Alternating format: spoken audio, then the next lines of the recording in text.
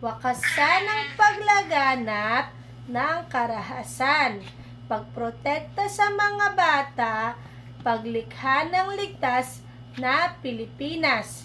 Wow!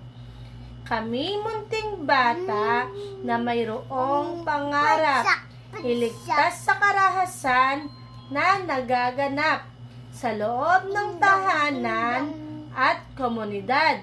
Proteksyong nararapat ang inyong ipalaganap.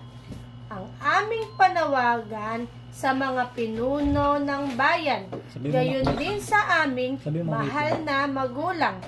Laging isaalang-alang proteksyon at kaligtasan nang maging masaya itong aming kinabukasan.